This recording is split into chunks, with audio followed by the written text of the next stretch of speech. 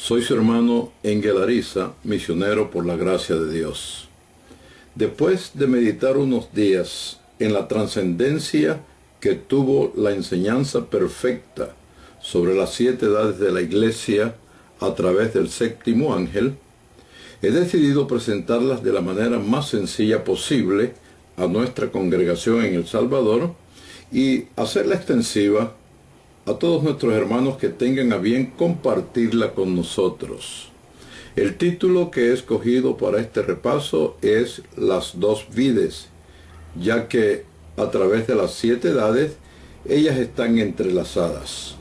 Para los que ya conocen sobre esta enseñanza, nada nuevo estoy presentando, solo soy el eco de la voz que vino en el siglo pasado a presentarnos esta verdad. Siempre tomaré como escritura base Apocalipsis 1, del 1 al 3, el cual dice de la siguiente manera: la revelación de Jesucristo que Dios le dio para manifestar a sus siervos las cosas que deben suceder pronto, y la declaró enviándola por medio de su ángel a su siervo Juan, que ha dado testimonio de la palabra de Dios y del testimonio de Jesús Cristo y de todas las cosas que has visto. Bienaventurado el que lee y los que oyen las palabras de esta profecía y guardan las cosas en ella escritas, porque el tiempo está cerca. Las 2 vides, y esta es la introducción a la parte 1 de esta serie de sencillas enseñanzas que estoy presentando. El apóstol Juan es el escritor de este libro y no el autor. No es la revelación de Juan, es la revelación de Jesucristo.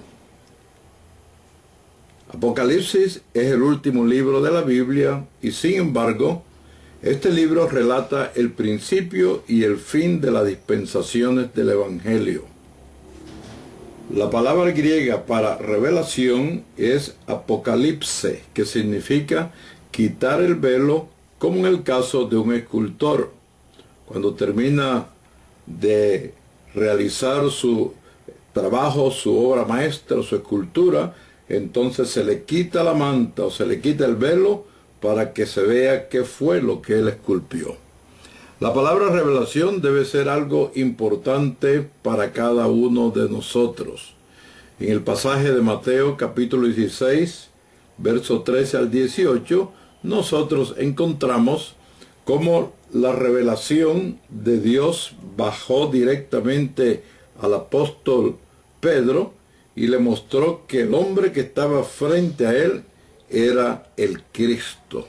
Y esa revelación no llegó a los demás discípulos, sino que en ese momento esa revelación bajó directamente al apóstol Pedro. El libro de Apocalipsis es una revelación desde el principio hasta el fin.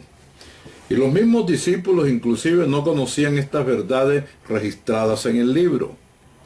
En el libro de los Hechos, por ejemplo, le preguntaron al Señor: ¿restituirás el reino a Israel en este tiempo? Y él respondió: no toca a vosotros saber los tiempos y las sazones. Todavía ellos estaban pensando en Jesús como un reino terrenal, pero era un reino espiritual el que él les iba a edificar. Pero aún ellos no tenían la revelación de eso. Pero en esta revelación él nos dice cuál será el final del diablo. Nos dice cómo es que él va a lidiar con el diablo y cómo va a echarlo en el lago de fuego. También en este libro de Apocalipsis, el Señor revela el final de la novia y el final del novio, el final de la iglesia fatua y el final de los impíos. 2 vides. La iglesia del Señor está compuesta de 2 vides: la vid verdadera y la vid falsa. Cada vid tiene su propio espíritu. La vid verdadera tiene el Espíritu Santo y la vid falsa tiene el espíritu del anticristo. Ambas vides reclaman conocer a Dios y ser conocidas por Él. Ambas vides reclaman que hablan de parte de Dios. Ambas vides creen en la Biblia, pero tienen algunas verdades opuestas entre sí. Ambas vides llevan el nombre del Señor y se llaman cristianas. Ambas vides reclaman pertenecer a la iglesia verdadera. Ambas vides son llamadas, por lo tanto, a responder por un matrimonio, pues ambas dicen que el Señor es su esposo. Por esa razón, Él le habla a las dos vides en los 7 mensajes a las 7 iglesias. Estas dos vides, la vid verdadera y la vid falsa, crecerán una al lado de la otra, hasta el fin de las edades, cuando las dos llegarán a su plena madurez para el corte de la cosecha. Eso lo encontramos en Mateo capítulo 13, del 24 al 30, que dice de esta manera: les refirió otra parábola diciendo: el reino de los cielos es semejante a un hombre que sembró buena semilla en su campo, pero mientras dormían los hombres, vino su enemigo y sembró cizaña entre el trigo y se fue. Y cuando salió la hierba y dio fruto, entonces apareció también la cizaña. Vinieron entonces los siervos del padre de familia y le dijeron: Señor, ¿no sembraste buena semilla en tu campo? ¿De dónde pues tienes cizaña? Él les dijo: un enemigo ha hecho esto. Y los siervos le dijeron: ¿quieres pues que vayamos y la arranquemos? Él les dijo: no sea que al arrancar la cizaña, arranquéis también con ella el trigo. Dejad crecer juntamente lo uno y lo otro hasta la siega. Y al tiempo de la siega, yo diré a los segadores: recoged primero la cizaña y atadla en manojos para quemarla, pero recoged el trigo en mi granero. Es decir, la vid falsa no puede vencer como para destruir a la vid verdadera. Las dos están sembradas en el mismo campo, pero la vid falsa no podrá jamás llegar a vencer o a destruir a la vid verdadera.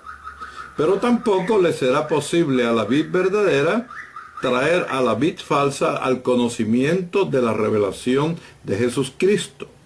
Por más que la vid verdadera trate de darle a la vid falsa el conocimiento de la revelación de Jesucristo, no podrá, porque la vid falsa no tendrá el entendimiento ni la predestinación espiritual para recibir la verdad sobre la revelación de Jesucristo.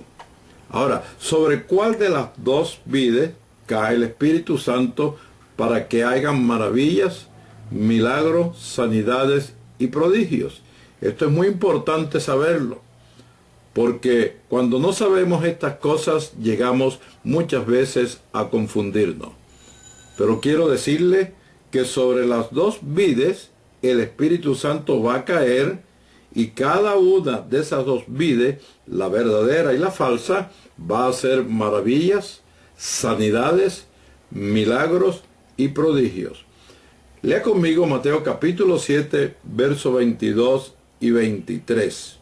Este es el tiempo cuando los líderes de la vid falsa, los ministros de la vid falsa, vendrán delante del Señor a hacerle como un reclamo. El versículo 22 dice: muchos me dirán en aquel día. Observe, no serán unos pocos los que le van a decir algo en aquel día.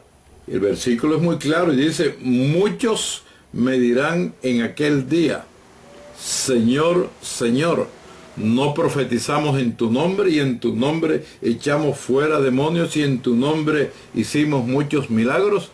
Y entonces les declararé, respondió el Señor: nunca os conocí, apartaos de mí, hacedores de maldad. Es muy triste pasar 5, 10, 15, 20, 30 años en un ministerio y presentarnos al final de este ministerio a reclamarle al Señor todas las obras que hicimos como líderes o como ministros. Ahora, las dos recibirán el Espíritu Santo sobre ellas, y ese ungimiento del Espíritu Santo hará que ellas produzcan maravillas, milagros, sanidades y prodigios. Pero, ¿cuál de las dos va a recibir el bautismo del Espíritu Santo? Solamente la vid verdadera o la iglesia verdadera del Señor es la que recibe el bautismo del Espíritu Santo, el cual le da suficiente aceite dentro de ella para ser reconocida como la iglesia verdadera, la vid verdadera o la iglesia prudente. Mire conmigo en Mateo capítulo 25 del 1 al 13, dice de esta manera: entonces el reino de los cielos será semejante a 10 vírgenes que tomando sus lámparas salieron a recibir al esposo. 5 de ellas eran prudentes y 5 insensatas. Las insensatas, tomando sus lámparas, no tomaron consigo aceite, mas las prudentes tomaron aceite en sus vasijas juntamente con sus lámparas. Y tardándose el esposo, cabecearon todas y se durmieron. Y a la medianoche se oyó un clamor: aquí viene el esposo, salid a recibirle. Entonces todas aquellas vírgenes se levantaron y arreglaron sus lámparas. Y las insensatas dijeron a las prudentes: dadnos de vuestro aceite, porque nuestras lámparas se apagan. Mas las prudentes respondieron diciendo: para que no nos falte a nosotras y a vosotras, y más bien a los que venden, y comprad para vosotras mismas. Pero mientras ellas iban a comprar, vino el esposo, y las que estaban preparadas entraron con él a las bodas, y se cerró la puerta.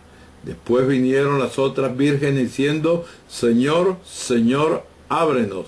Mas él respondiendo dijo: de cierto os digo que no os conozco.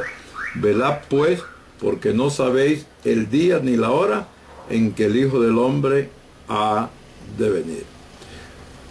Entonces hemos presentado las dos vides, la iglesia verdadera, la iglesia falsa, y sería bueno preguntarnos en este momento cuándo fue que entonces nació la iglesia verdadera. La misma pregunta se responde por sí misma de acuerdo a la Escritura, y nos dice que la iglesia verdadera, la vid verdadera del Señor, nació el día de Pentecostés. Ahora, ¿quién fue el primer Adán? ¿Y quién fue el segundo Adán? Porque la Escritura nos habla de dos Adanes, y me es necesario apuntar o hablar sobre estos dos Adanes para poder ir abriéndome paso a paso a través de la enseñanza y poder entonces establecer cada cosa en su lugar. Entonces nos es necesario recordar quién fue el primer Adán y quién fue el segundo Adán. Ahora, menciona estos dos Adanes solamente para mencionar a sus esposas. Lo mismo que le sucedió al primer Adán con su esposa, le sucedió al segundo Adán con su esposa. Ahora, ¿qué le sucedió al primer Adán con su esposa? ¿Y qué le sucedió al segundo Adán con su esposa? A los dos le dieron una esposa pura y sin mancha. Por ejemplo, al primer Adán le dieron a una mujer a la cual él llamó después Eva. Esta mujer fue tentada, esta esposa fue tentada, esta mujer fue seducida, esta esposa fue seducida, esta mujer fue engañada, esta esposa fue engañada por Satanás. Satanás conoció a Eva antes que Adán la conociera. En 1 de Timoteo, capítulo 2, versos 3 y 4, dice lo siguiente: porque Adán fue formado primero, después Eva. Y Adán no fue engañado, sino que la mujer, siendo engañada, incurrió en transgresión. Obviamente, antes de haber sido engañada, tuvo que haber sido seducida. Si usted va a una Biblia de Jerusalén, encuentra que la Biblia de Jerusalén dice seducida y engañada. Ahora, la segunda Eva fue contaminada de un espíritu de anticristo. En otras palabras, si la primera Eva fue engañada, la segunda Eva tenía que haber sido engañada. Y no olvide recordar que la mujer representa a la iglesia en la Escritura.